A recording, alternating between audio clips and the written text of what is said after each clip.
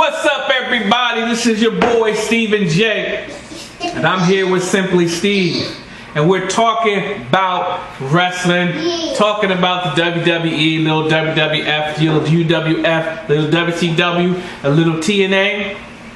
So we're gonna get right into it. It's 2 days after Money in the Bank pay-per-view, where we got a new World Heavyweight Champion. We're gonna talk about that, and we're gonna talk about Monday Night Raw.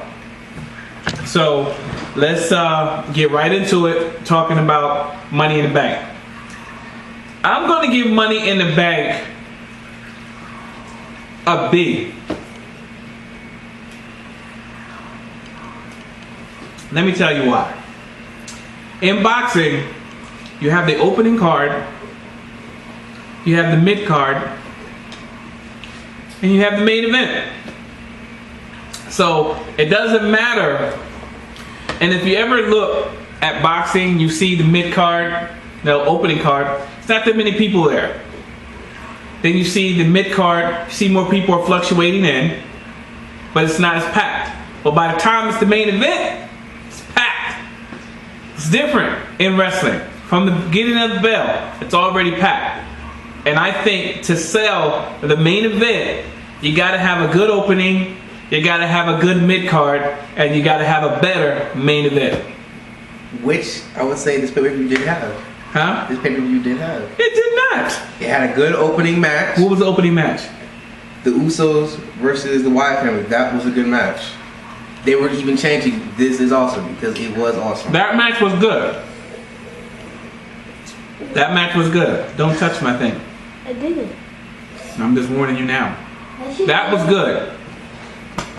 But the matches after that, Up until the Money in the Bank match, that match was good. Up until that, I wasn't really into it. Big E versus Rusev, I don't care. To me, it wasn't really a good match. I said it weeks ago, they didn't match up well. So let's start off with the Usos versus the Wyatt. I knew that was going to be a good, but I actually expected the Wyatts to win. I predicted, and my prediction was right. The match was going to be the whole Wyatt family the whole time until the Usos came back at the end. And that's exactly what happened. What? I said what I predicted was right. The Usos were going to be losing the match, pretty much the whole match, because the Wyatts were dominating. And then at the end, the Usos came back. So I think, look for the Usos to lose their tag titles before or on Backlash. Before Backlash or on Backlash? Battleground. Backlash. What happened to Backlash? That thing went away. Anyway. It got replaced with Extreme Rules. What's the next match? Oh, sorry, I'm eating my lunch. I didn't eat. Oh, Paige defeated Naomi, so she retained her championship. Match was boring. Yeah, I didn't care about that. This match was also boring. Adam Rose beat Damien Sandow. That's what I'm talking about. You start off good. Put that back, Elijah. You start off good, but then you put a mid-card match, Adam Rose versus Damien Sandow. First of all, Damien Sandow has no clout. Ever since him and Cody Rhodes broke up from Rhodes Scholars, Damien Sandow has been pathetic. Now, recently, he's been coming out as different characters, and I will admit, they have been quite funny, especially the one he did last night as Vince McMahon, although he didn't do Vince McMahon quite well. His "You're Fired," nobody can get that like Vince. I can do Vince's "You're Fired." Anyway, but yeah, match 2 thumbs down for that. Again, there was no build up for it. I mean, I would rather see Adam Rose and Jack Swagger go at it, but you don't have Adam Rose has come out, and I think he's making an impact. I still don't like the people that come out with him, but I think he's still making an impact, and you know he got the audience with him. They're singing his song and everything, but he's not feuding with anybody. The feud between him and Jack Swagger didn't really go that well, so they need to find somebody for him to fuse with. Matter of fact, I think now that he's back, I would like to see him and The Miz go at it. I would just like to say the fact that Miz back. Why is everyone, when they think they go to Hollywood from wrestling, they think they're gonna make it big? There's only Because of The Rock. That's only one person who's done that, and that's The Rock. Anyway, all right. So the next match was the Money in the Bank ladder match for the contract, which I will say was pretty good. That was a pretty good match. Here's my take. I'm gonna give the match an A minus. I would give it an A plus because the action was all there. It was top notch. But my problem was the ending of the match. Yes, and then the match. Kane, you know what? I didn't really care who won it. I would have loved to see, who was in that match? Seth Rollins, Dean Ambrose, Kofi Kingston. I would love to see Kofi win it. Kofi got close. Yeah, he did. Everyone was cheering. I was like, oh, snap, Kofi about to win. Kofi got close. And obviously, a lot of people want to see Kofi win other than United States title or Intercontinental title. A lot of people want to see that. But unfortunately, that did not happen. And Seth Rollins won because of Kane. And obviously there was no DQ. So Seth Rollins went. Again, if you're going to get Seth Rollins, if he would have won it, if he would have cheated by himself and won it, I would have no problem with Kane coming in and helping him win.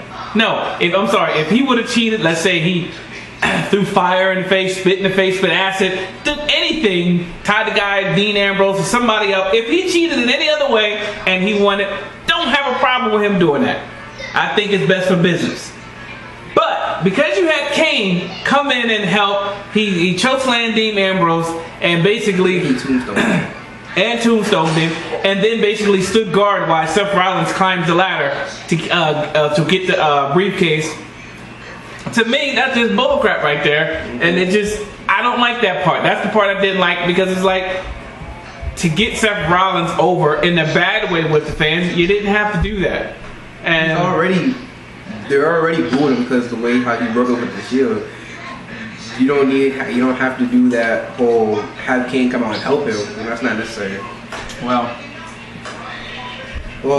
then Goldust and Stardust beat Ryback. So again, another match. This is what I'm talking about. You got a pay-per-view. There's no feud between the guys. There's no build-up.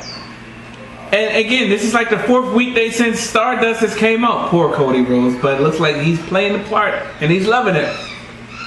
You don't see the money. Yeah, please. If you get, he's probably making a high low 6 figure. And I don't care. I ain't making 6 figures. So if he's making 6 figure, hey, please. So the way I'm looking at it is, the match it was not a pay-per-view quality match. It wasn't pay-per-view quality. So, alright, so Rusev beat Big E by submission. I actually did something to the pay-per-view, so I didn't get a chance to see that match. I had actually rewind it back, and when I tried to go back, the match was already over. Yeah, so Rusev won. Actually, my boy Joe from Bleacher Report, he actually gave the match an A, which I'm actually shocked about. But he gave the match an A. I wouldn't have given it an A. I would give it a solid B. But again, it's not a match like, oh my God, I gotta see these guys go at it. I gotta see this. Like, I'll give you an example. History. We're going to about history. The first time that Big E and Mark Henry matched up against each other, the crowd went wild. They both, I think it was like in a 6-man tag match or some type of tag match, where they both got tagged and they were in the ring together, and the audience stood up on their feet and they was like, yes, this is what we want, this is what we want. Let them go at it, let them go at it. The first time that Big E and Ryback got into the ring together, it was also in a tag match, and everybody got up and was like, yes, yes, yes, this is what we want. 2 big guys, power, to going at it. Big E, Rusev, both big guys. It's like, alright, whatever. So to me, again, another match that's not worthy to be considered for a pay-per-view. That's a SmackDown Monday Night Raw match, and not even a main event match at that. Alright, so Layla beat Summer Rae with Fandango as a special guest referee. Where And John Cena won the match and is your new WWE World Heavyweight Champion. here's my problem with that. Told you. Here's my problem. And again, my boy Joel on Bleacher Report, I have to respectfully disagree with you because he said it's best for business why John Cena won. Oh yes, he said it's best for business because Bryan's not here. Daniel Bryan's not here right now. So they have to go the safe route and go with John Cena. And I disagree with that because, and the reason why I say you don't have to do that is because if you look at when Edge won it, it was a gamble. What is he gonna do with it? Can he take the reins? When CM Punk won it, which again, we still got some, every week we got some CM Punk chants. Anyway, Especially last month. Roman Reigns had an opportunity. It looked like he was gonna climb that ladder and win that match. And you know, Randy Orton came in. Even if Randy Orton would have won. But my point is, you got a lot of hungry guys like Roman Reigns, like Dolph Ziggler. Who else was in that match? Dolph Ziggler was not in that match. Dolph Ziggler was in that match? Not Dolph Ziggler, but Cesaro, that's what I meant. So Roman Reigns, Cesaro, two hungry guys that have been on a good roll for about 6 months now. And I don't know if Cesaro would have went over as great as a champion, but Roman Reigns, I can guarantee you, would have went over better as a champion. What I've been reading is that they say he's not ready yet. He's getting there, but he's just not ready yet. Hold on. Because I look at Roman Reigns like I look at Brock Lesnar. He has absolutely zero mic skills. Matter of fact, the reason why Brock doesn't talk is because Brock can't talk and Brock doesn't want to talk. That's in his contract. His mouthpiece from the beginning has always been Paul Heyman, because Paul Heyman has excellent mic skills to get you either to cheer, to get you either to boo, to get you either cuss him out or whatever. Roman Reigns, I'll beat you up and look good at it and stare down you, whatever. He got a little bit something more than Brock, but the fact is, I think he would have been ready. Again, I don't trust here's the thing. They said CM Punk wasn't ready. CM Punk proved them wrong. They said the same thing about Daniel Bryan. Daniel Bryan proved them wrong. So they don't, whoever's making the decision, and I believe the decision's going through Triple H and Stephanie. I thought it was a creative team. Well, I mean, the bottom line is everything goes through those guys. Matter of fact, and I'll tell you why. Are they the ones who decides who wins and who loses? Well, it still goes through Triple H. I was listening to, there's a show called Talk is Jericho. Great show, by the way, Chris. And he was talking with Edge and Paul Heyman. And he was talking to Paul Heyman about the Undertaker streak, and he was like, wow, I was shocked by it, and you know, you were shocked just looking at your face. Because remember when Brock beat the Undertaker, Paul Heyman, and you got in there, he was in the corner, he was just like this, oh my god, oh my god, oh my god. And if the decision was made for the shoot to be over 4 hours ago, I don't know why he was shocked. Maybe he didn't think the check was going to go through with it. I don't know. Paul Heyman said that Brock didn't even know what happened. He said because the arena was so quiet, he said Brock asked him, like, what happened? He said Brock thought he went deaf because he says it got so quiet in the arena. Which I looked at the replay, it was still people talking, I could still hear noise. But he said Brock had asked him, like, I think something wrong with my ear, I can't hear. And he was like, no, it's just nothing wrong with your ear. Everybody's quiet, they're shocked about what it just happened. But the same guys that were saying that CM Punk wasn't ready when he was even in Ohio Valley Wrestling, those are the same guys that said the same thing about Daniel Bryan, and they proved them wrong. Same thing about Edge, they proved them wrong. I think you got to give the guy a shot to see what he can do. You gave the Miz a shot. Miz, I thought, was pretty good with it, but it was unsustainable. Who else? You gave Jack Swagger a shot. Unsustainable. It just didn't work out. And unfortunately, sometimes it just doesn't work out that way. They can become a bigger star in another way. Why Ryback didn't get a shot? I don't know. Was for set up CM Punk and him. But it didn't work. So, here's my problem. The match, I will give it A. No, I'm going to give it a B. And I'm going to tell you why. Simply because John Cena won. Here's my problem. I don't really think John Cena did enough in that match to win.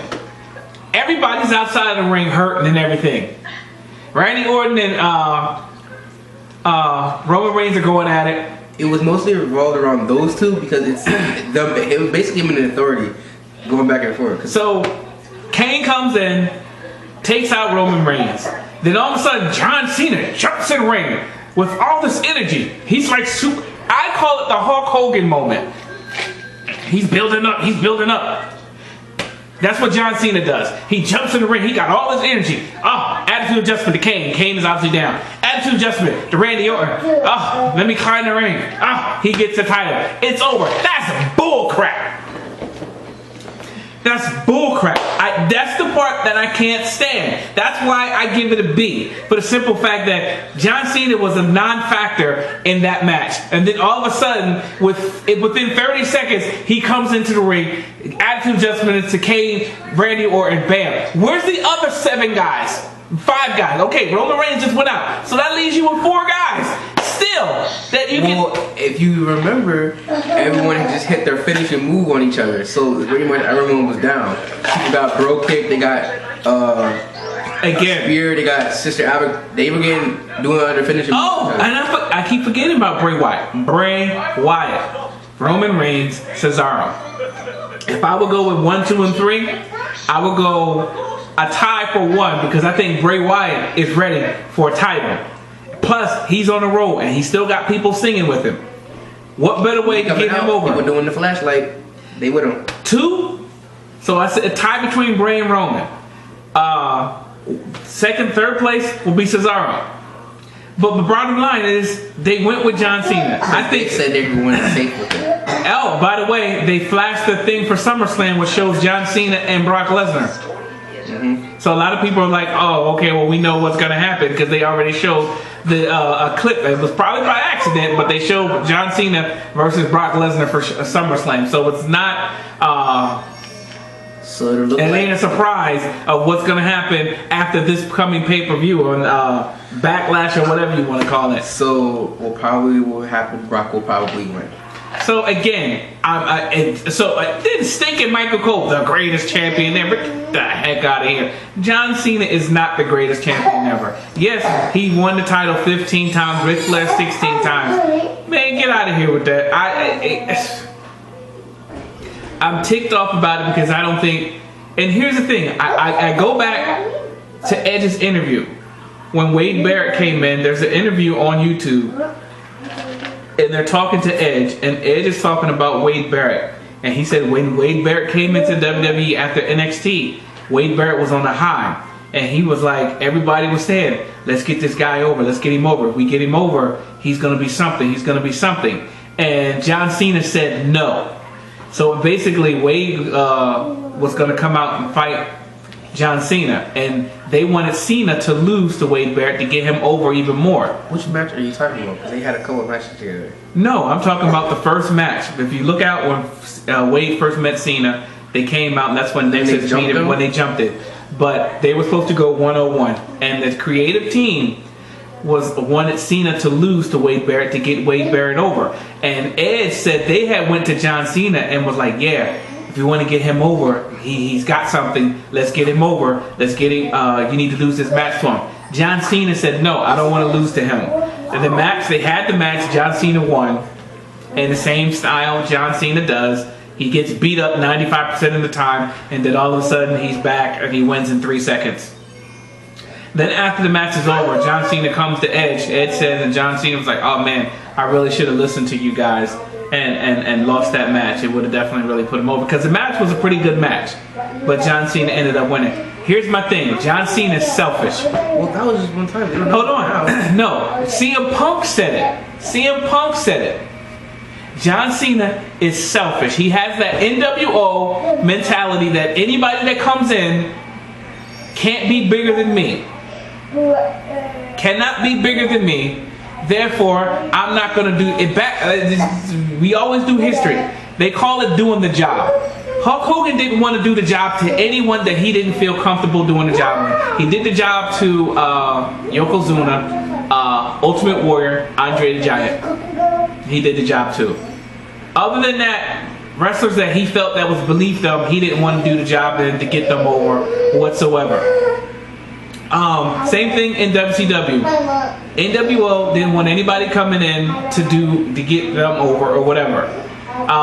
Same thing with John Cena. He doesn't want to get anybody over. That's why he rides the coattails of the fame of other wrestlers. He came out and did it last night on Raw. Oh, Daniel Bryan, because I know they're not going to give you a shot. So when you come back, if you want a shot, if I'm champion, yes, yes, yes. That's the kind of stuff that I don't like about John Cena. Create your own fandom. Okay, I agree with that, but you kind of gotta admit they probably won't give him a shot, regardless of what Triple H said. Even though he got stripped, he's still in line for a title shot. That's all he has to do is play that angle. I never got beat for my title. I deserve a shot. Bam. Speaking of Daniel Bryan, he was on the pre-show, came back.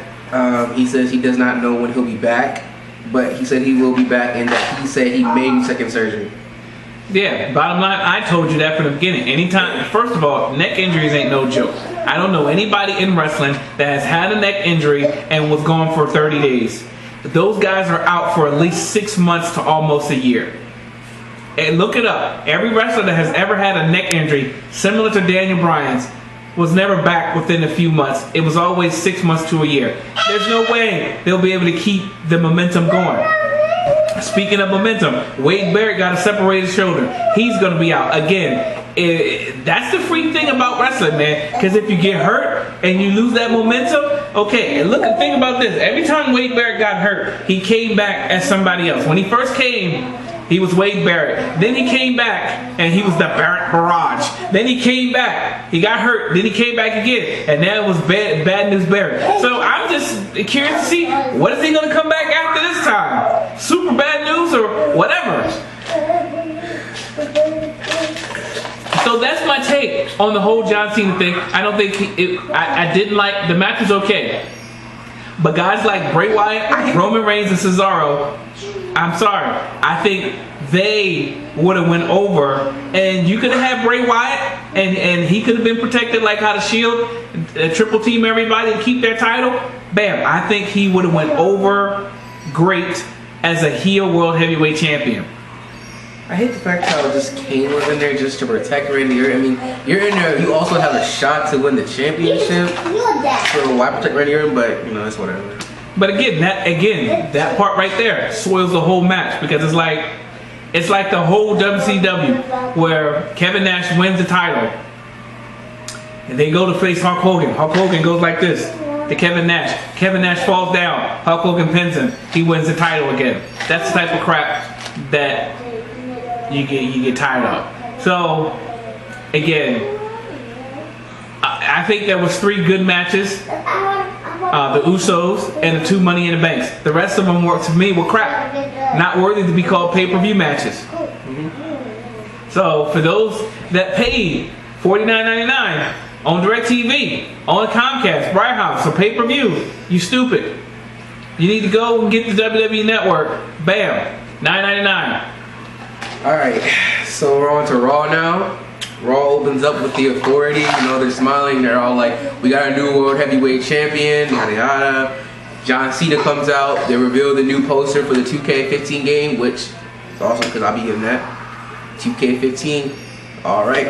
Anyway, October 28th. Then they're basically, John Cena is just basically like, I don't trust you guys. You got people in your back pocket or whatever like that. Anything like that. So basically, in Battleground, John Cena is going to be in a Fatal 4-Way match against Randy Orton, Kane, and Roman Reigns. Okay, hold on, real quick. Before anything else, though, if Triple H doesn't like Roman Reigns and he doesn't want him to be the champion, why did he put them in this match? Why? I don't know. Oh, in the Fatal 4-Way? Yeah. Okay. If he doesn't want to be the because champ. he's trying to get Roman Reigns to be hungry for the title to go and take out Cena. Here's the thing. And then, of course, you know, if he somehow wins, the plan B is Seth Rollins. Here's the thing about John Cena. John Cena, they're afraid. And this is the old mentality of the WWE, what they don't want to do. When Hulk Hogan left WWF and he came to WCW, his career went back up because he was Hulkamania. Okay, that's great. They played off of the same Hulkamania, whatever. But what really got Hulk Hogan over was when he turned heel and became Hollywood Hulk Hogan. We loved it. We've seen The Rock go back and forth from a face to a heel. Either way, you like it. I loved when The Rock first went heel. You guys chant Rocky sucks. So when he first went heel, oh man, that was just unbelievable. When he first picked up the mic and started talking, I was like, yo, this kid is good with the mic. Stone Cold, however, did not go too well. Even though he was an anti-hero. Yeah, he was a heel face. We loved him, but he was in between because he really wasn't a face. He was just a anti-authority figure or whatever. But they tried to make him go heel, and that didn't go too well. Because remember Jim Ross, Stone Cold, that didn't go over. Remember, shook hands with Vince McMahon and everything. That quite didn't go over as too well. And matter of fact, he even said if he could go back, he wouldn't have done that. Yeah, because at the same time, right after that is when Hulk Hogan came and The Rock went up against him, and Stone Cold felt that he should have faced Hogan. Anyway, my point on John Cena is that they are afraid to turn John Cena heel, as if he's going to lose his fandom. I don't know how much money they're making off of those dumb t-shirts, those Skittle t-shirts that he got. A lot of kids love them. Hey, can't hate on that. The man's making money. He's making money. Gotta respect that. But I think they're afraid for that. Oh, he's going to lose his fandom.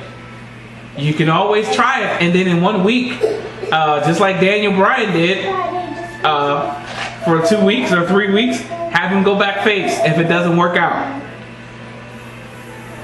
So they're afraid for John Cena to go heel, even though they flirted with it with Daniel Bryan, even though they flirted with it with CM Punk, even though they flirted with it with Bray Wyatt. They're afraid to put John Cena as a heel, and I don't like that. So one thing he hasn't done in his career, and I think. Well, he was a Doctor of Thugonomics when he first came out, and he was a heel then. Okay. But he can't go back to the Doctor of Thugonomics now. He can't go back to that because that would be whack. But he can definitely, he can definitely. I think he could be a good heel. Heel. I mean, the fans already don't like him, so. Exactly. And I think they would respect him if he did that. Alright, so the next match, the first match, Rob Van Dam versus Seth Rollins. The match was pretty good. You know, by the way, Rob Van Dam was actually looking pretty good in that ladder match a couple more times with Money in the Bank. Rob had some little bit in the tank. But, yeah, so Seth Rollins ends up winning, and then Dean Ambrose is like, you know, he's not upset about what happened the night before, and that every time Seth Rollins tries to cash in his Money in the Bank, he's going to stop him. Alright. Which is, I'm telling you now, they're going to have him and Dean Ambrose is going to go for the title. I mean, for the briefcase match. It's going to be a briefcase match. Watch. Alright, so then, his prediction has finally come true. Rusev came out bragging about beating Big E and that America sucks, and they had an open challenge, said anybody who wants to come out and fail, please come out. Look at the tape, people. I've been saying this for 2 months. When he first came out, and I said Jack Swagger, the real American. Next week, I guarantee Jack Swagger gonna come out in red, white, and blue, stars and stripes. Watch. and I've been calling for it. It didn't go over how I intended it to go over. It didn't start out that way. It started off boring. I would have rather Rusev beating up somebody and Lana saying ain't nobody can challenge us, and then all of a sudden Jack Swagger comes running out into the ring, do what he did to Rusev like he did last night, and then Zeb does his thing. But the people got behind Jack Swagger last night, so I gotta still say the fact that it's gonna happen, I called it, and you heard it here first, because I said it about a month ago.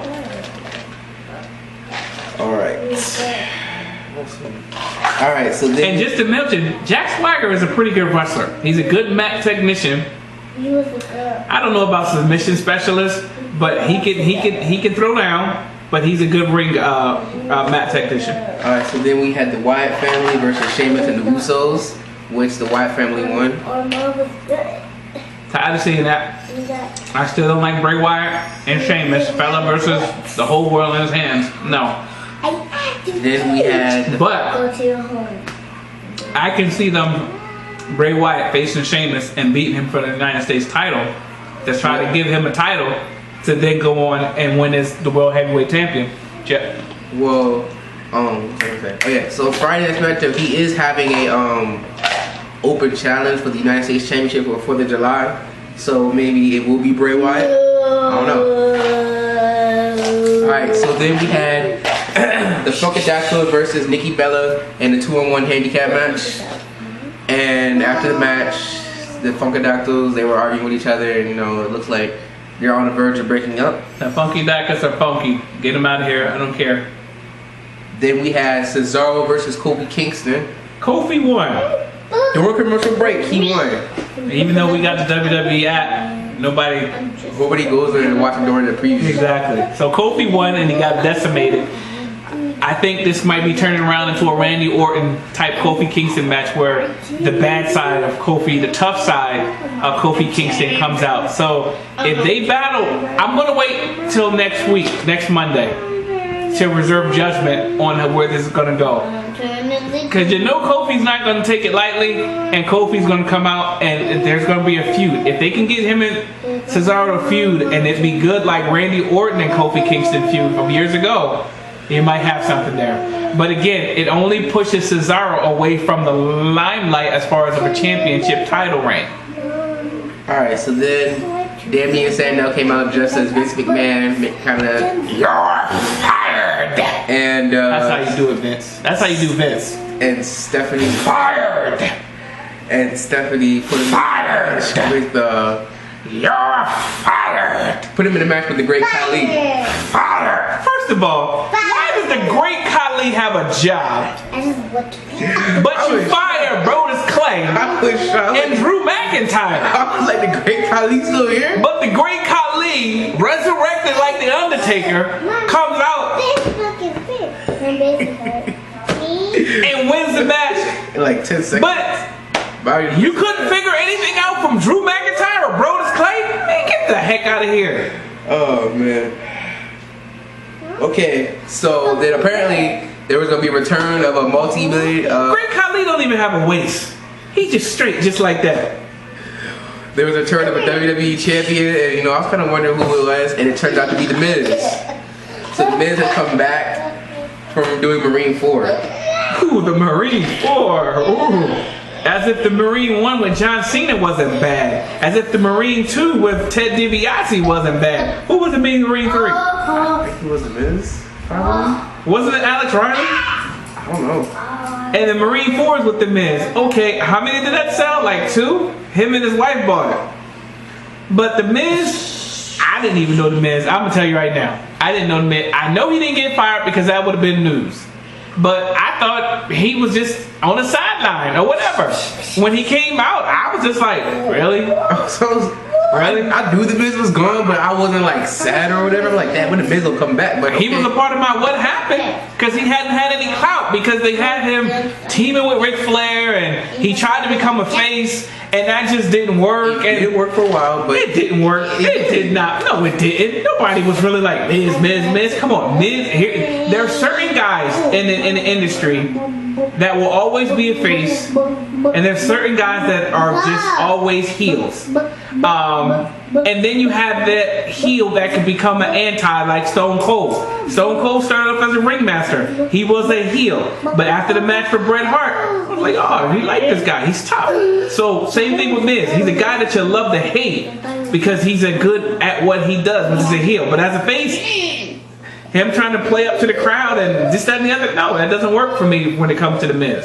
Alright, so during that same time, Put that in the trash. The 6-time first ever undisputed champion Chris Jericho came back. I was so happy that he came out and interrupted the Miz and gave him the Cold breaker, because I was tired of hearing the Miz talk. After 5 minutes, I was like, okay, Miz, come on, somebody come out. So it was good to see Jericho come out. All the Jerichoholics on Raw is Jericho, but then he got beat up by the Wyatt family, which was pretty cool to see because that always what happens when anybody comes back. It used to be the Shield that would beat him up, but the Wyatt family beat him up, which was pretty cool. And the fact is that people started cheering when the Wyatt family was in the ring. They're saying this was awesome. Alright, so then we had Fandango versus Dolph Ziggler. Good match. Very good match. Not the match of the night though. Then we had Ryback and Curtis Axel versus Stardust and Goldust again. I was like, why do you have this match again? I don't want to see this again. It's like this. So we can see us. Oh, I got to smile. Cody, your wife got to be happy because you still bring home a paycheck. That's all I got to say about that. Okay. Now, then Paige in the ring talking about nobody can touch her. She's the best. And then out of nowhere, AJ's back. And as soon as AJ comes out there, you know what happened. CM Punk chance. She didn't look pregnant to me. That's all I gotta say because I saw that they said she was pregnant because her and CM Punk got married a couple weeks ago or a couple months ago, and she's pregnant. She didn't look pregnant to me. She came out there and she beat Paige. Yo, I'm still sorry, but Paige is very light. My wife don't want me to say very white, but man, she needs a suntan. She needs to go in one of those places down the street so they can spray it on, some color on. Matter of fact, her and Sheamus will be good. They would look like that white fence out there. Their kids. They gonna be ghosts. Anyway, so basically the same way that happened to AJ happened to Paige. Comes out, she's like, oh, you know, congratulations. Paige says she's not gonna fall for it. She's not gonna put her championship on the line. But then she does that and she loses. Yeah, that was stupid. Let's listen to the WWE Universe, which is good sometimes. Then we had Roman Reigns and John Cena versus Kane and Randy Orton. I didn't even see this match. I didn't want to see it because I was simply sick and tired of John Cena. So the match was, you know, wasn't really back and forth. It was just, I didn't really care. But I just watched it because he said something was gonna happen, which didn't even happen at all. Who won? It was John Cena and Roman Reigns by disqualification because Roman Reigns and Randy Orton have fought all the way back to the back. Fought all the way back. Kane and he had used the steel steps on John Cena, and then Triple H was like, finish him, and then Kane tombstoned him, and then Triple H acted like he cared, got in the ring, because John Cena wasn't moving, and he's like, oh, is he alright, is he alright? And then Seth Rollins came about to cash in his money in the bank, until Dean Ambrose came. And then Kane was about to finish him again, until Roman Reigns came out, he speared him, and then those two had a long stare down before he left. Who that? Roman Reigns and Triple H. I'm guessing they're still trying to build up the Roman Reigns versus Triple H at SummerSlam, but we'll see. No, so far I don't really want to see that because we saw it already. We went the Shield versus the Authority. I'm sorry, versus Evolution. So, but let's talk TNA real quick. Bobby Lashley is the new WWE World Heavyweight Champion there. He beat some guy that looked like Randy Savage. But an interesting interview I heard. Matter of fact,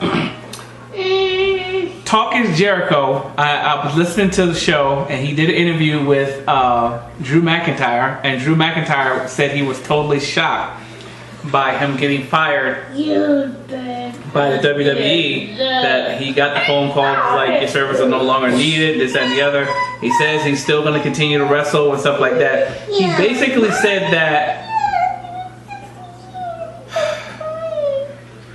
when he didn't want to join 3MB, but they made him go into 3MB because he was like, it was like, I think he said it was being done by somebody else already, something similar, but he didn't want to do it because he just thought it was kind of corny. But he was like, whatever, you know, I'm still working. So he said that he's friends with a couple rockers, and it was like, hey, if you, Gender and Heath, want to come to one of my shows, what we'll do is put y'all on the instruments and pretend that you guys are playing, and we'll be playing in the background. And he said that he went to the creative team, was like, hey, this is what this guy wants to do for us. I think it'll put us over pretty good. Let's do it. But he says that the creative team was like, no, we don't want to do it. And he was like basically saying that 3MB at the same time, he said he was hurt. I think he had a hand injury when he joined 3MB. And basically they were supposed to be the Shield. But then the Shield came, and then they decided, well, not to do what 3MB can't do, what the Shield is doing, because the Shield is doing it.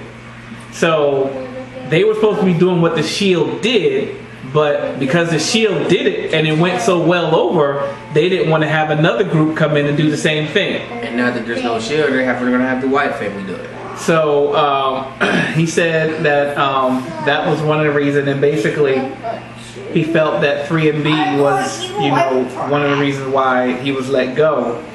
And for the most part, and also, you know, after listening to the interview, I kind of felt bad for him. I think he's going to go overseas to wrestle. But Chris Jericho also talked with Joey Styles. A lot of people remember Joey Styles was the announcer, the color commentary, and the play-by-play guy for ECW. He did it by himself, and I gotta say, he is really good at what he does. He quit TNA, and he said he quit TNA because TNA was like WCW. Nobody knew what nobody was doing. The right hand didn't know what the left was doing, and it was kind of like how it was in NWO. The guys who were the top stars didn't want to do this, didn't want to do that, and they didn't want to give any of, kind of like what John Cena does right now. Didn't really want to get anybody over, and it just seemed like nobody knows who's in charge or whatsoever, and it's just like, hey, we got people here, we're making money or whatever. So that's one of the reasons why he basically quit TNA, and I think he's working for New Japan Wrestling. I think he's going to be working over there for them. But other than that, you got back in the WWE, you got SummerSlam's coming up soon. Again, we still got CM Punk chance.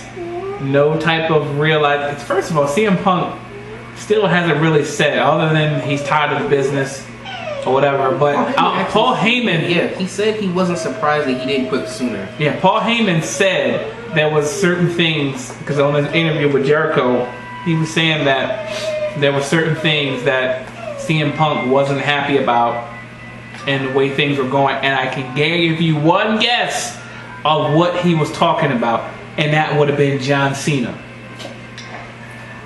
That would have been John Cena.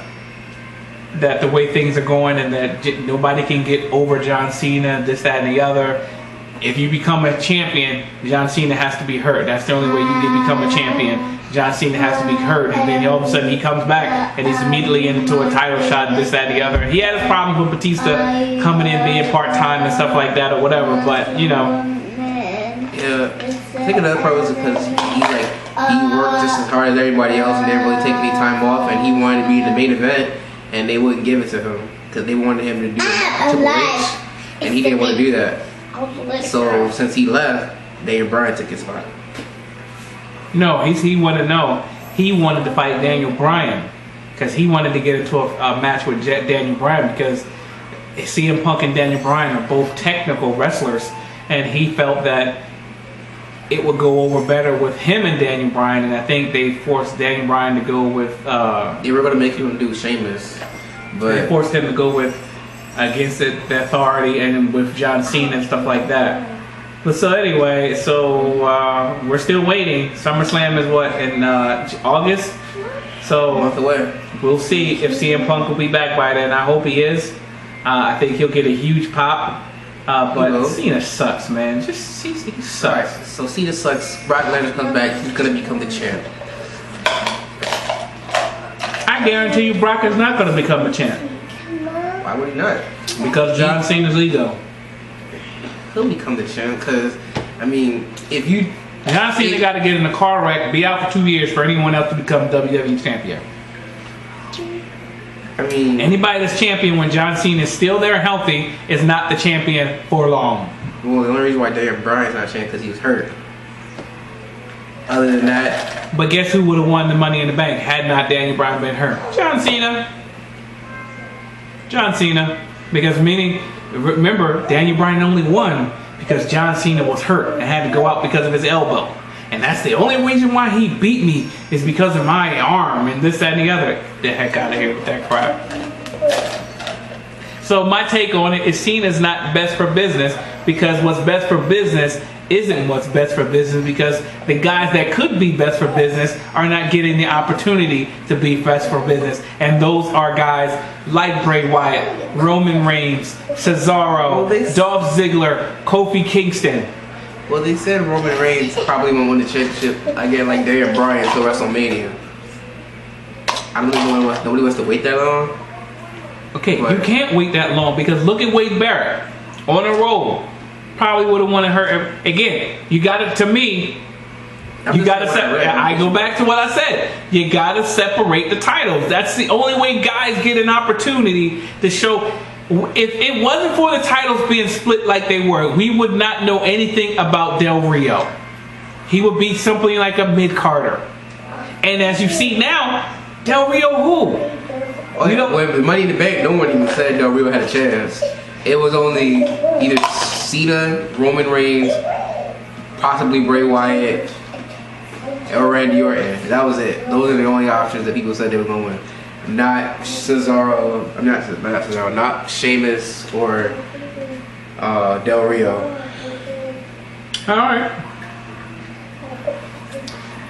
Alright, so SmackDown. Do we even need to do the lowdown from SmackDown? Because we went into a pay-per-view. And all you're going to do is talk about what was going to lead up to what happened on Sunday. Did anything significant stand out? You watched it. You watched it. I know. I just don't remember it like that. Simply Steve, y'all. No, I don't think anything. Well, besides Roman Reigns versus Kane, I mean, there was nothing really there. Nothing interesting. Okay, so here's the new rule. The day after, we're not going to do this lowdown from SmackDown for the one coming up to a pay-per-view because there's no point of doing it because it happened already. It's insignificant to talk about what happened on Friday that's leading up to a pay-per-view that was 2 days ago. So anything after the pay-per-view won't do the lowdown for SmackDown, but before anything leading up, we'll do the lowdown for SmackDown. So my grade for I gave it an A, and that was only because of the Money in the Bank and the tag team. Other than that, my grade for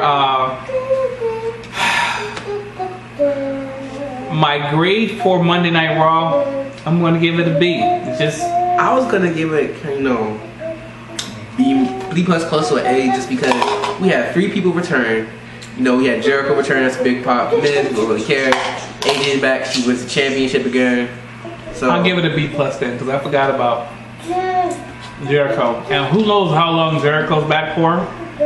Or he goes back to his tour or whatever with his band. Yeah, so that's it for Talking About Wrestling. For Stephen J. And for Simply Steve. And for my little lava right here, aka Princess Sarai. We're talking about wrestling. We'll see you next week. Peace.